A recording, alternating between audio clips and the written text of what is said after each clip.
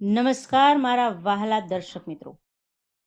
આજનો ટોપિક ખૂબ જ ખાસ બનવા જઈ રહ્યો છે. એટલે કે જે લોકોને ખંજવાળ આવે છે, કોઈ એલર્જી છે, તો મિત્રો એના માટે આજે આપણે રામબાણ ઉપાય લઈને આવ્યા છીએ. તો આ ટોપિક જેને લગતો હોય એ લોકોએ ખાસ આ વિડીયો છેલ્લે સુધી જોવાનો છે. તમને કોઈ ચામડીની સમસ્યા સતાવતી હોય તો પણ આ વિડીયો તમારા માટે રામબાણ સાબિત થવાનો છે. મિત્રો એટલા માટે જ અમે તમારા માટે આ વિડીયો લઈને આવ્યા છીએ. કારણ કે આયુર્વેદિક ઉપચારને ધ્યાનમાં રાખીને જ ખંજવાળની બીમારી અને તેને મટાડવા માટેના પ્રયોગો આમાં દર્શાવવામાં આવ્યા છે. ઘણી વખત મિત્રો એવું બનતું હશે કે તમે ડૉક્ટરની દવા લઈને થાકશો છતાં પણ સ્કિનના પ્રોબ્લેમ દૂર નહીં થતા હોય. તો આજે તમે બેફિકર થઈ જાઓ, એટલે કે તમારા માટે ખૂબ જ ખુશીના સમાચાર છે.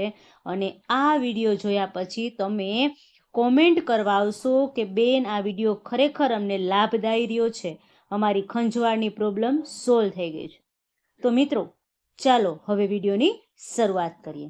એની પહેલાં મારા નવા દર્શક મિત્રો જો આ પહેલી જ વખત ચેનલમાં આવ્યા છો તો ચેનલને સબસ્ક્રાઈબ કરજો.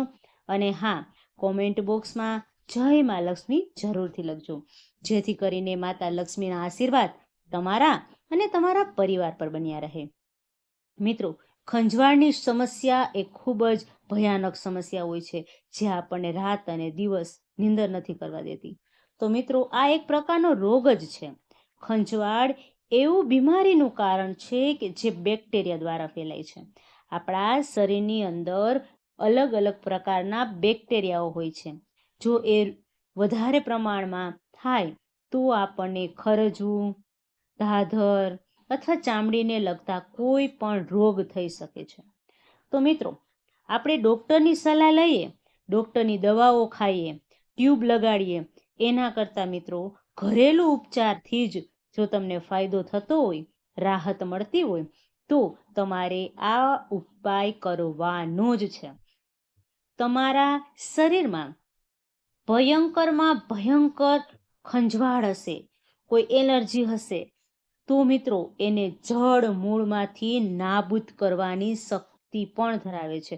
અને હું કહું છું 100% રાહત મળે છે. કારણ કે મિત્રો આ વિડીયોમાં અમને ઘણી બધી કોમેન્ટ આવેલી છે અને આનાથી ફાયદો પણ થાય છે. એટલે આજે અમે તમારી સમક્ષ આ રજૂ કરીએ છીએ. અને મિત્રો આ ચામડીના કોઈ પણ દર્દી હશે, કોઈ પણ સમસ્યા હશે, પછી એને ખંજવાળ